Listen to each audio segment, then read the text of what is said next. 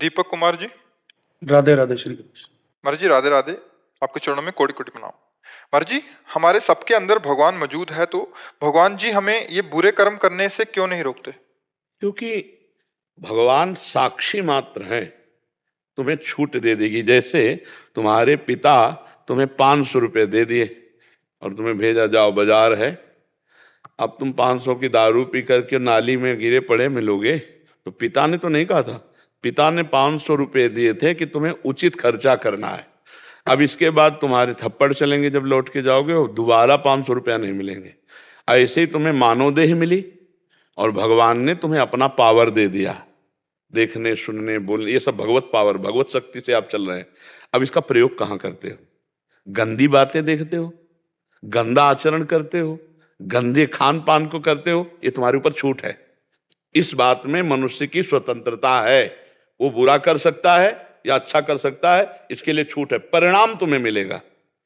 जैसे खेती दे दी, बीज दे दिया और विविध प्रकार के बीज दे दिए, अब उसमें तुम बोते क्या हो? बम्बूल बोते हो, गन्ना बोते हो, दाख बोते हो, तुम्हारे ऊपर छूट है। यही मनुष्य योनि की महत्ता है कि तुम्हें ऊपर छूट है।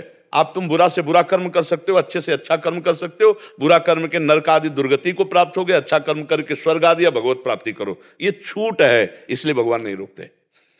ये तो हमने सिद्धांत बताया। अब दूसरी भाव की बात बता रहे, भगवान सबको रोकते हैं। बेईमानी मत करना, हमें ईमानदारी से बताना, जब तुम बुरा करना चाहते हो या चलते हो तो तुम्हारे अंदर आवाज आती है कि नहीं कि गलत है? सच्ची बताना, सबके हृदय में आती है। तो आपने उस भगवान की बात को कहाँ माना? भगवान बुरा करने से रोकते हैं, सबको रोकते हैं। गलत है, मत करना, फंस जाओगे।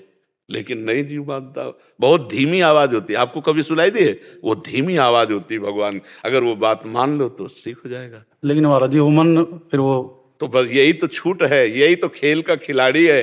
मन और 5 ज्ञानेंद्रिय, इन्हीं के चक्करों मना खष्टा। भगवान खुद बोल रहे हैं गीता जी में, ममैवांसो जीवलोके जीवभूता सनातनः मना खष्टानि इंद्रियाणि प्रकृति स्थानी करसति।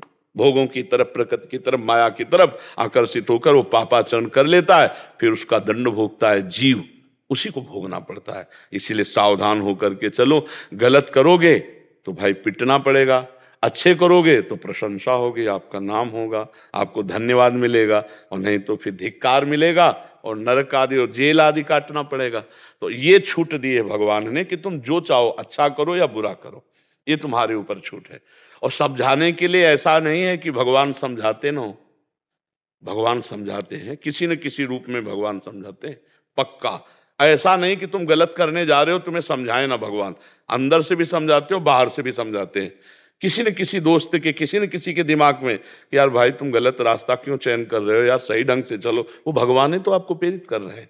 भगवान सबको सावधान कर देते हैं। अंदर से आता है ये फंस जाओगे, बहुत गलत है, बहुत बुरा होगा। और जब फंस गए तो बोले यार हमारे अंदर आया था कि फंस जाओगे, पर हम फंस गए, बुरा फंस गए। भगवान तो बिल्कुल ऐसे समझो साक्षी पिता की तरह है। तुम्हें ये जीवन दे दिया, कर्म भूमि दे दी, अब जो चाहो करो, परिणाम तुम्हें भोगना पड़ेगा। अच्छे कर्म करोगे तो अच्छा भोगना पड़ेगा, बुरे कर्म करोगे तो बुरा भोगना पड़ेगा। और बुरे कर्म कर डालो, अगर हो भी गया और भगवान की शरण में हो गए तो वो बचा लेंगे।